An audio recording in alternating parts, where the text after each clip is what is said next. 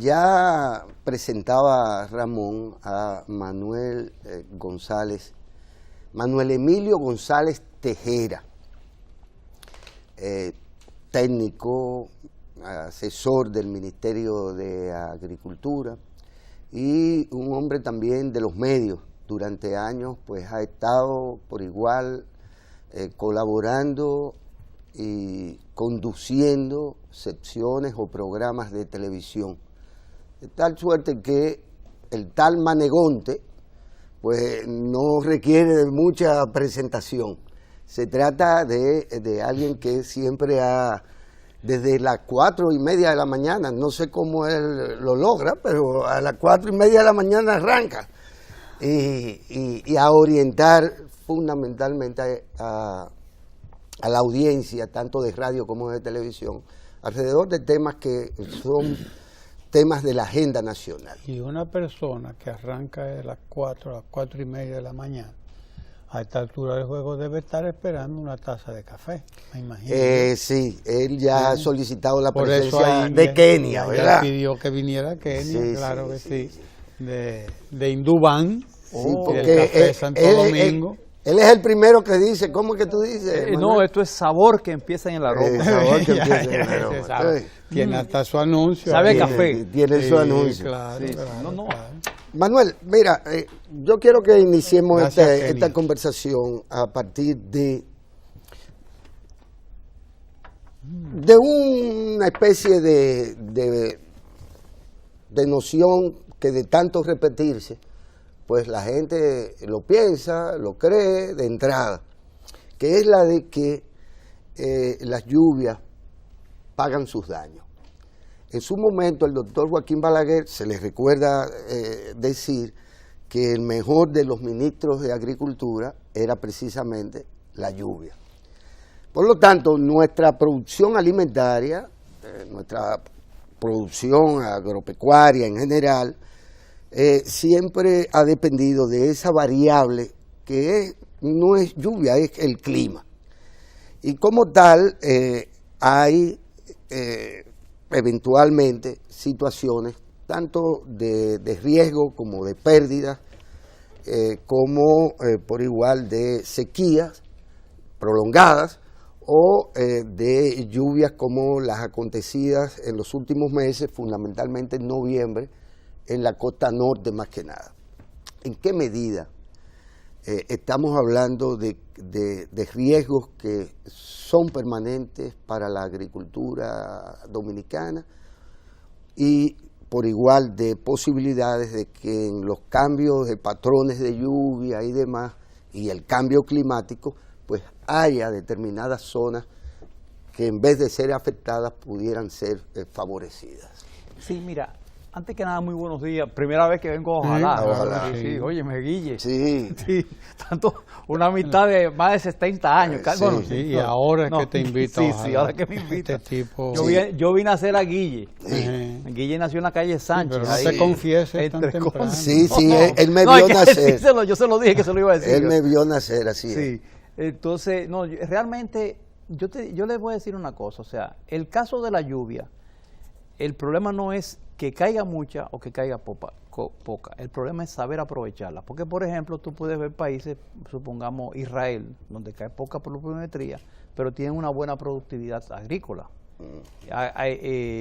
Aquí, por ejemplo, en países del trópico también cae mucha pluviometría, por ejemplo en África, en algunos países, por ejemplo, tipo Congo, Zaire, Angola. Sin embargo, esa pluviometría no es aprovechada. Entonces, el asunto está en buscar el equilibrio. La República Dominicana, primero por su ubicación geográfica, ¿ya? Se ve la isla española. Como ustedes saben, nosotros ocupamos la parte oriental de la isla. Y la parte oriental de la isla es más beneficiada por los llamados vientos alisios que vienen del Atlántico, ¿ya? Y penetran a la República Dominicana. Por eso ustedes ven y pueden observar que donde más lluvias caen en el país es hacia la zona nordeste.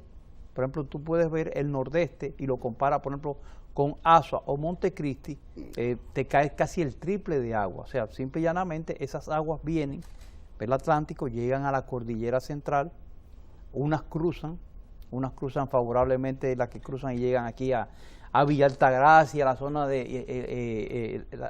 de Villa Altagracia, donde favorece, o sea, cae un buen régimen pluviométrico. Entonces, tenemos que tomar en consideración algo. Lo que ha ocurrido es normal. Cuando yo digo normal, te dirán, pero fíjate, ¿cómo es? Normal en cuanto al patrón de momento de caída de lluvia. Ahora, lo que ha sido anormal ha sido la cantidad que ha caído. Ahora, decir que, por ejemplo, en nuestro país, por ser un país pequeño, creemos que cuando no llueve en la capital, hay sequía en el Cibao. No. Tenemos que tomar en consideración que tenemos un patrón de lluvia, un clima diferente por regiones. O sea, ¿por qué tú crees que no hay un equipo de béisbol en Puerto Plata en el campeonato? Es porque en la época donde hay temporada de béisbol, de octubre a febrero, es la época que la zona norte, la costa norte, Montecristi, Puerto Plata, Gaspar Hernández, es favorecida por un patrón de lluvia que son los sistemas frontales. Los sistemas frontales que vienen de noviembre hasta abril. En nuestra época, en nuestra región, en la región sur, la región de la capital, la región este, ¿ya? Donde está Santo Domingo, donde está San Pedro Macorís, La Romana, el patrón fundamental de lluvia es en la época tropical. La época tropical fundamentalmente es la que va favorecida por los huracanes, por los sistemas ciclónicos, que va fundamentalmente de agosto a octubre. Y también es favorecida la época en la etapa que llamamos la convectiva, que es favorecida por las llamadas ondas tropicales que comienzan en mayo. Ahora mismo creo que estamos en la octava onda tropical, que empiezan en el Atlántico, donde viene su ritmo, su dirección es de este, o sea, de allá para acá. Pero en la zona norte, que va de noviembre a abril, viene de allá para acá, pero de allá de la Florida, desde Cuba, ya con los llamados sistemas frontales. El primer sistema frontal se reportó en la literatura después del descubrimiento, la reportó Cristóbal Colón el día antes de nombrarle a esta isla la Española. La reporta el día 8 de diciembre de 1492, cuando él escribe un sistema, un frontal, estamos sintiendo un frontal. Ya lo que está sintiendo es un movimiento de aguas que ocurrió ¿en cuándo? En diciembre. Y eso es lo que ocurre. Normalmente vemos que de noviembre, diciembre, enero, en la zona norte de nuestro país caen esas aguas. Ahora bien, lo que ocurrió ahora en Puerto Plata, y no solamente en Puerto Plata, yo te diría que se repitió. Yo tuve una polémica con un ingeniero en diciembre en la zona de Puerto Plata, porque le decíamos que muchos de los problemas que ocurrieron en Puerto Plata no fueron problemas de lluvia. La lluvia lo ocasionaron, pero fue problema del hombre. Cuando el ser humano cambia el hábitat, cambia el ambiente, ¿ya? Porque eso que le llamamos cambio climático para mí es más un cambio ambiental que otra cosa. Cuando tú urbanizas y dejas, le cortas la salida al agua, ¿ya? El drenaje natural, tú lo que vas a provocar simple y llanamente acumulación de agua e inundación. Ahí tuviste lo que ocurrió en la Isabela, que hubo una inundación en noviembre, a finales de noviembre, que todo el mundo se preguntó, ¿y cómo es posible que el agua haya llegado, ese arroyito haya llevado agua hasta un segundo piso? Que eso, por cierto, creo que se ahogó una persona, ¿ya? Y viene la pregunta, ¿por qué? Entonces, es algo que nosotros los seres humanos tenemos que tomar en consideración. Hay que vivir en armonía con la naturaleza. Hay que vivir en armonía con la naturaleza, independientemente de que usted quiera un camino o una carretera o que le asfalten algo. Usted podía ver, fueron ustedes los que hicieron las primeras filmaciones en Puerto Plata cuando se veía que había un lugar que había sido asfaltado que era un cauce de un río, de un arroyuelo. Entonces eso hay que tomarlo en consideración. ¿Por qué? Porque no es necesario vivir en ascua con el ambiente. O sea, las lluvias van a venir. Ahora bien, en los últimos años se ha estado experimentando que las lluvias se están produciendo en mayor cantidad. o sea, la pluviometría, la caída de agua. Cae en noviembre. Ha aumentado, sí, ha aumentado. Por ejemplo, yo le decía a Guillermo ayer que el año hidrológico, por ejemplo, este año terminó el día 1 de mayo. Nosotros comenzamos el año hidrológico 2017-2018 el 1 de mayo. ¿Por qué yo digo año hidrológico? Porque cuando termina el estiaje, cuando empiezan las aguas, empiezan a llegar. Aquí tenemos 2 temporadas de lluvia fundamentalmente, mayo-junio a nivel nacional y septiembre-octubre. Septiembre-octubre es la que coincide con la temporada ciclónica. Entonces, ¿qué ocurre?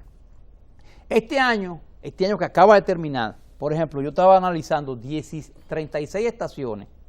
En 36 estaciones que yo veo de manera al azar, la elegí en el año 2009 y he mantenido un continuo permanente estudio mensualmente de cada una.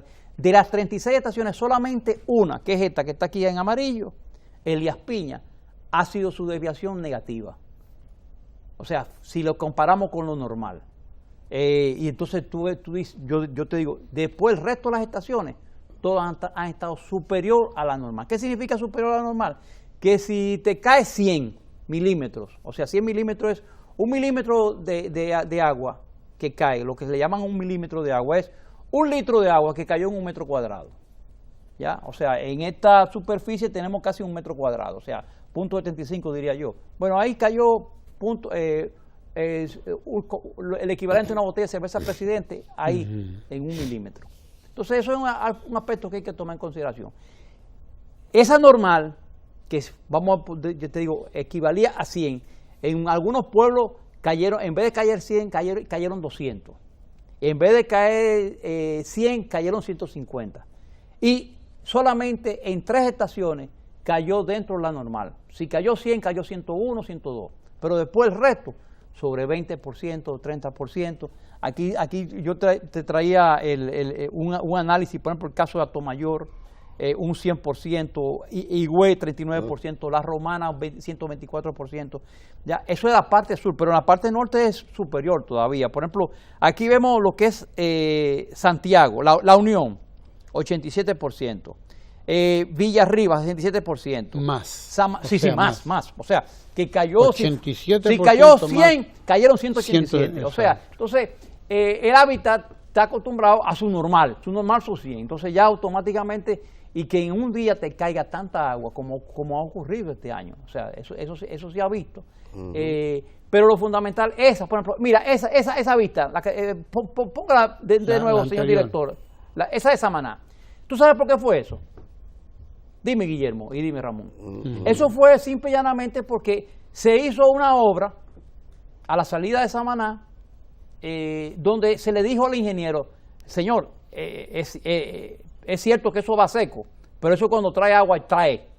Claro. Entonces, cuando tú construyes una alcantarilla para permitir el paso por encima de la alcantarilla por la carretera, camino. Entonces, si tú no destapas la alcantarilla, si tú permites que se acumule basura en la alcantarilla, ¿qué va a ocurrir? Va a ocurrir eso. Ese fenómeno no fue producto de la lluvia.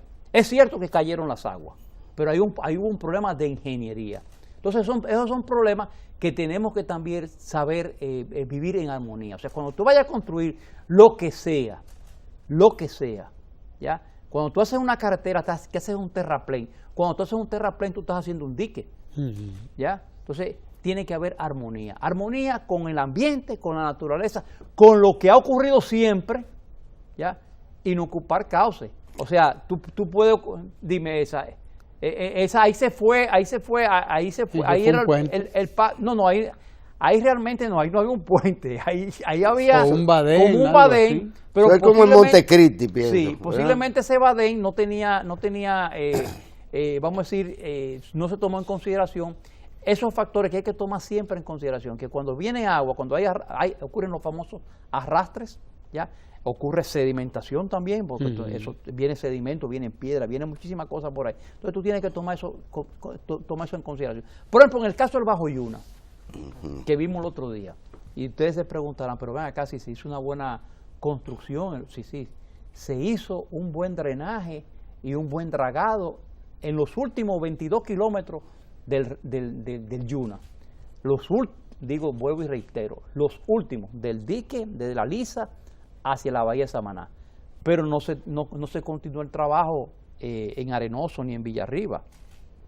Si hacemos el trabajo, porque no solamente es muro, no solamente construir muro, sino también dragado, o sea, cuando se sedimenta el río, va quitándole flujo al agua, y al quitarle ese flujo, tranquilamente lo que estamos provocando es que con el tiempo se convierta eso en un problema. Entonces mucha gente le quiso echar la culpa, por ejemplo, a la presa de Atillo.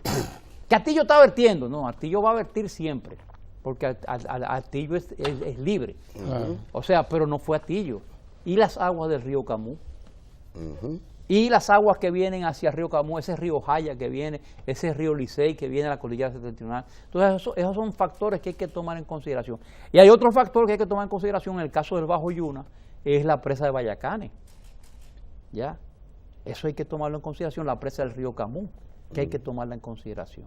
Entonces son aspectos que muchas veces se cree que, no, vamos a resolverlo con la construcción de un muro de contención. No, el muro de contención es algo coyuntural, no es algo permanente. Pero como dice la gente, el agua paga sus daños. Sí, siempre. Siempre. No, siempre. Aún cuando no le va a pagar el daño a alguien que se ahogue, pero el agua siempre paga. Porque el agua, mira, el principio de la vida es el agua. El principio de la vida es el agua. Y la misma agricultura per se desarrolla gracias al agua. O sea agua que caiga del cielo, sea agua que le suministremos. Pero siempre, es mejor vivir en condiciones de humedad a en condiciones de sequedad. Y porque en las condiciones de sequedad, señores, vamos a hablar claro. Acabamos de pasar una sequía de casi 3 años. Sí, pasamos una sequía que, por cierto, fue muy bien administrada, porque hay que decirlo, porque el Comité de Presa de la República Dominicana administró bien la sequía, el evento del Niño que ocurrió este año, el año 2014-2015. Hay que decirlo claramente, o sea, hay que saber administrar el agua. Y no solamente administrar el agua. ¿Qué significa eso, lo de administrar el agua? Ahí entro en el tema de la agricultura. Tenemos que ir hacia sistemas de riego inteligente, o sea, hacia sistemas de riego por goteo, riego por microaspersión, ¿ya? Tenemos que ir pensando en la estructura del cultivo del arroz, utilizar menos agua, ¿ya? Porque esa agua la va a necesitar la yuca, la van a necesitar los vegetales. La cuestión es saber aprovechar el agua. El agua siempre devuelve. Ramón y Guillermo, siempre lo he dicho, mucha gente a veces se molesta cuando yo digo que el agua siempre devuelve. No, el agua siempre devuelve. Lo que tenemos que estar pendiente y estar consciente de que en algún momento nos lo puede cobrar si no obramos en armonía con ella.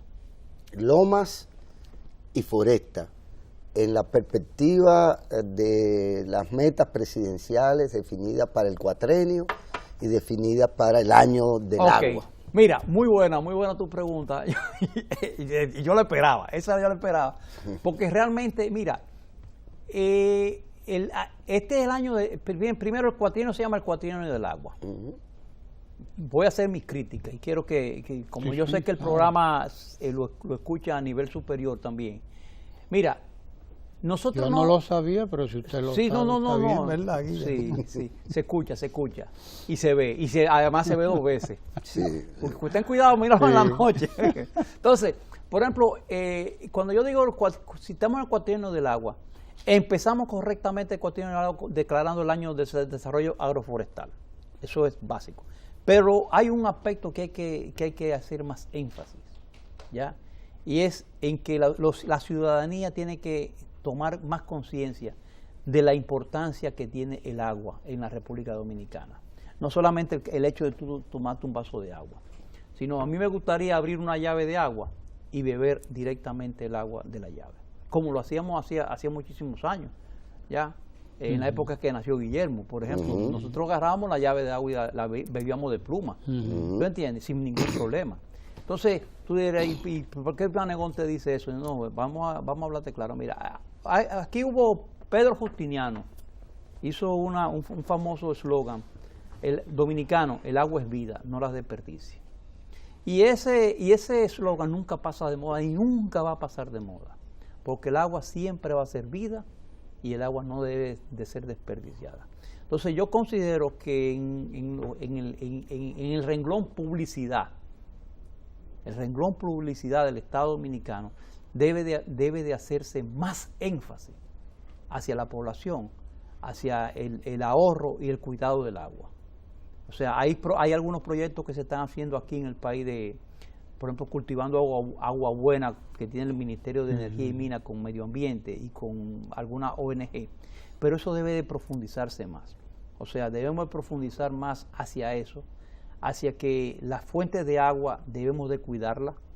Esa labor que se hizo y se está haciendo en Valle Nuevo, sumamente correcta, porque se protegió el agua de esa cuenca que se llama el río Nizao, que es la que le da el agua al 60% de la capital. Mira, ahí tú estás viendo el trabajo que se está haciendo de recuperación en la zona fundamentalmente de Neiva, porque ese proyecto va a ayudar bastante. Es un nuevo proyecto de agroforestal que dirige el general Luna Paulino. Los 7 proyectos, y en la zona de Sabanayegua son sumamente importantes porque van a permitir que se recuperen esas cuencas. Esas cuencas deben de ser recuperadas obligatoriamente. Yo espero que el año que viene el incremento del proyecto tome en consideración lo que yo le llamo el perímetro de vida y seguridad nacional de la República Dominicana, que es ese macizo de la Cordillera Central, que fue trabajado hace muchos años y fue planteado como tal por un ingeniero llamado José Luna Castellanos en una serie de trabajos. Creo que se lo envié a ustedes, ese trabajo, donde él planteaba la importancia que tiene la Cordillera Central para la vida de la República Dominicana y el porqué de la reforestación de esa zona. Si tú agarras en un mapa, lamentablemente no le traje la ayuda esa después se la envío. Por ejemplo, tú vas de izquierda a derecha. Empecemos. Río Artibonito. Señores, el río Artibonito es el alma de Haití, de los vecinos. O sea, sin el río Artibonito, Haití prácticamente solamente sería la península Tiburón. O sea, el río Artibonito. Ahí tú vienes... Bellísimo, además, lo que recuerdo yo del Artibonito. Entonces ahí tú vienes el río Mao, el río Guayubín, ¿ya? El río Amina. O sea, vamos caminando. El río Amina. O sea, ríos que alimentan el río Yaque del Norte. Vienes al río Yaque del Norte per se, ¿ya? Que te empieza en la Cordillera Central, te pasa por Jarabacoa, es influenciado por el río Jimenoa, ¿ya? Entonces, sigues bajando. Vamos trazando el mapa, ¿no? ¿Verdad? El río Camú. Pero un río Camú que es alimentado también por el río Licey, el río Jaya y una serie de ríos que vienen de la Cordillera Septentrional. Pasas al río Yuna Maimón, ¿ya? Río Yuna Maimón. Luego vienes y agarras donde están los 7 hermanos, donde nace el río Sama y el río Isabela, ¿ya? El río Jaina.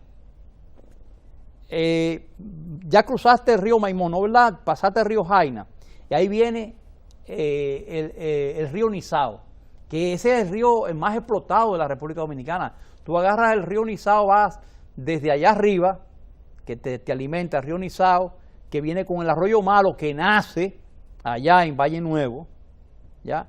Y te viene ese río Nizao bajando, se te une con el Mahoma, el Mahomita, y te alimentan ¿qué? Higüey, Aguacate, Valdesia, Las Varías. ¿Te alimentan qué?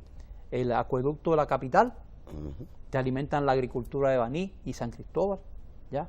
Que es sumamente importante. Entonces tú pasas al río Ocoa y luego vas a aquel macizo, que es donde se está haciendo un énfasis ahora mismo, que es el macizo de Sabanayegua, que ahí viene el río Las Cuevas, que era un río, pero señores, el río Las Cuevas ha cambiado en los últimos 30 años. Hay que ver qué se convirtió, vamos a decir, en un arroyo. En un cauce de piedra. Sí, el río que viene, el río Las Cuevas, el río del Medio o Grande, que también viene de Valle Nuevo, que gracias a Dios por los trabajos que hizo Medio Ambiente, inició la recuperación de ese río. Sí, sí. El río Yaque del Sur, y luego viene ¿qué? El río Mijo, que alimenta, ya posterior a la salida de Sabana Yegua, el río Mijo que alimenta el río Yaque del Sur, el río San Juan, que alimenta la presa de Sabaneta, tan importante para la República Dominicana. Entonces, cuando tú haces la sumatoria, te da más de 22 ríos de gran importancia. Entonces, yo considero que en los próximos 4 años, en los próximos 3 años, ya está corriendo este primer año, y hay un planteamiento directo hacia esa zona, que también hagamos énfasis ahí. Y yo creo que se pueden muchas cosas en estos 4 años. O sea, independientemente, donde va a estar un factor fundamental, que es la reforestación. Mucha gente a veces se molesta cuando uno utiliza la palabra reforestación. Bueno, o dejemos tranquilo algunos árboles, no, pero hay que sembrar independientemente de lo que sea, hay que sembrar. Y sembrar de lo que sea. Y dejar tranquilo a los que están ahí. No, se puede dejar tranquilo a los que están ahí, pero hay algunos proyectos agroforestales que sí se debe de permitir el corte. O sea, si tú haces, vamos a decir, la coexistencia entre sembrar y cortar, tú no tienes problema. O sea, aquí a veces somos muy dogmáticos. Lo que hay que seleccionar los territorios para claro. Una selección. No, y fincas específicas para eso. Porque, por ejemplo, mira, se habla mucho del asunto de Haití con el carbón. Yo te voy a decir una cosa. Eso es una gran oportunidad para la República Dominicana. Se pueden desarrollar proyectos agroforestales de producción específica de carbón. O sea, aquí la gente no puede estar viendo que un productor de carbón es un criminal. No. Si esa persona que está produciendo ese carbón siembra y asume responsabilidades ante el Estado dominicano y ante la sociedad dominicana, puede sembrar. Mira, ahí hay una finca, no sé si tú conocerás. Lo que no puede hacerse es lo que acaban de hacer por ahí, por esa zona. 250,000 tareas. Sí, deforestadas. Pero es una barbaridad. Pero porque vamos a planificar, vamos a organizarnos, como dice el americano, vamos a organizarnos, porque no es de que no, esa es una oportunidad. Sí. Aprovechémosla porque es verdad. Y entonces rían y te llevan 250,000 tareas de monte. En el primer trabajo que ¿Cómo se es posible hizo, una cosa semejante? Un trabajo que la literatura lo tiene, en 1938, Carlos Chardón, que fue el que le abrió los ojos a Trujillo sobre la importancia de la riqueza forestal de la República Dominicana en 1938. Él planteaba eso, o sea, nosotros tenemos una serie de riquezas que podemos aprovechar, pero también dentro de esas riquezas, donde estaba el corte, la tala, ¿ya?, estaba la siembra. O sea, esos son proyectos que hay que mantenerlos siempre continuos y permanentes. Trujillo fue el gran deforestador de la República en la Cordillera Central, sí. Junto con lo que tuvieron antes que él, desde luego. No, pero realmente si tú lo agarras en el... Los Jiménez, los Cabral, que tiraban los troncos allá arriba en Valle Nuevo para que llegaran aquí abajo. Sí, sobre ese caso es interesante. Lo que pasa es que nosotros como sociedad debemos de pensar siempre a futuro. O sea, no solamente es el hoy, sino a futuro. El haber pensado muchas veces en el hoy, en muchas cosas que se han hecho, han provocado problemas a futuro. Por ejemplo, yo te voy a decir una cosa. Yo le voy a tirar a uno de ustedes dos ahora mismo un rolling duro. Por ejemplo, tú hablaste de noviembre. Sí. Ustedes hablaron de noviembre, de las lluvias de noviembre. Mira que se acabó el tiempo. No. ¿Cómo que se acabó el tiempo? El tipo anda vestido de verde, hombre. Sigue. ¿Cómo que, por ejemplo, ¿cómo que se acabó el tiempo? No. Por ejemplo, mira, la lluvia de noviembre, tienen un precedente. Tuvieron un precedente que fue lo que se llamaron las tormentas de San Severo de 1909, que provocó que ocurriera un martes de Santiago hasta Montecristi. Entonces viene la pregunta, ¿y por qué ocurrió eso? Cuando tú ves las fílmicas que ustedes hicieron, y yo se las sugiero que vean las fílmicas, en la zona de Cupey, en la carretera que va de Montecristi a Dajabón, que hay una recta famosa, unos casi 28 kilómetros, la bahía de Manzanillo era el antiguo desagüe, el antiguo por donde desaguaba anteriormente el río Yaque. El Yaque del Norte era un delta. Era un delta, donde tenía 5 desembocaduras, una en Montecristi y 4 en la bahía de Manzanillo. Pero ¿qué ocurrió? Tú mencionaste a Jiménez, Juan Isidro Jiménez. Sí. Hizo una buena labor que fue dotar a Montecristi del primer acueducto, per se como tal. tapó las 4 salidas del Teniel Yaque, abrió una, óyeme, en 3 meses, 22 kilómetros de la Maguaca, o sea, cerquita ahí de Castañuela, hasta Montecristi, donde está la actual desembocadura, se hizo un trabajo titánico, porque en esa época estaba cerrado el río Yaque del Norte. Al tú cerrar las otras desembocaduras, ha provocado que esas inundaciones que ocurren en la zona de la línea noroeste. Y mucha gente se pregunta, no, pero el problema es construirle muro a Palo Verde. No, no solamente es muro a Palo Verde, es permitir que el río Yaque del Norte vaya por donde coja por su cauce, por el cauce normal, como lo tiene el bajo, como lo es el Yuna. Pero esos son temas de discusiones que podemos también en otra ocasión hablar sobre. Sí, porque hoy comenzamos. Temas importantes. Claro que sí. Gracias a Manuel Emilio González. ¿Cuál es, perdón, Ramón?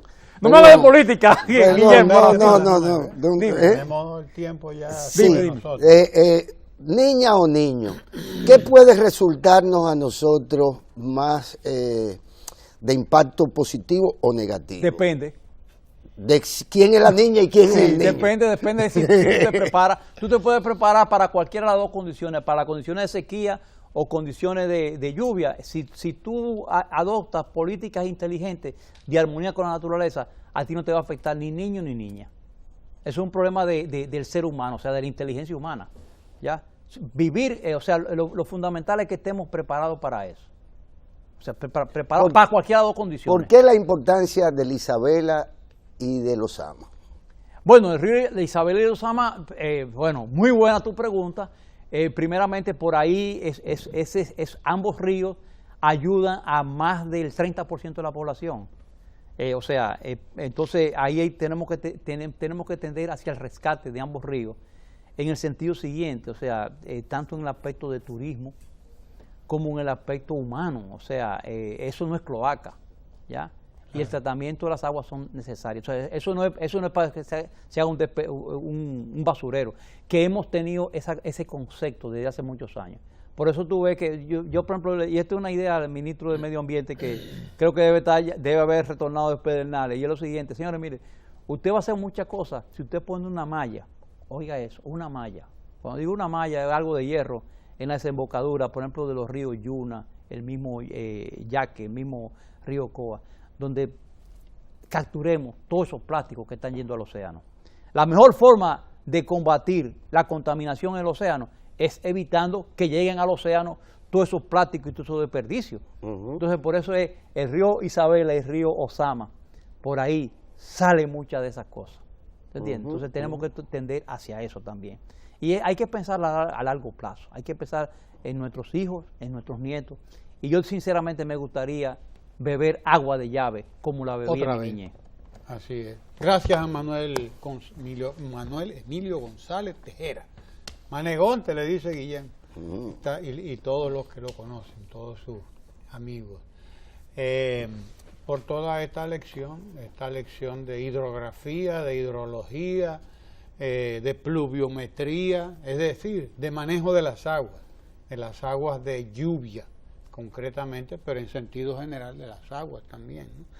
Que nos ha ofrecido hoy aquí. Nosotros tendremos a Manegonte aquí próximamente para continuar con este tema, porque es un tema que no se puede agotar en media hora de conversación. Es un tema amplio, es un tema profundo, además es un tema fundamental del país, es un tema clave de la República Dominicana que hay que entrarle ya y como debe ser, de manera que estaremos compartiendo con él sobre este y otros temas. Además, él no quiso hablar de política hoy, pero un día de esto lo tiramos para en medio y sabremos qué es lo que él tiene ahí también.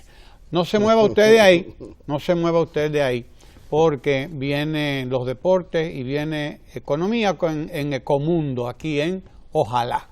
No se mueva.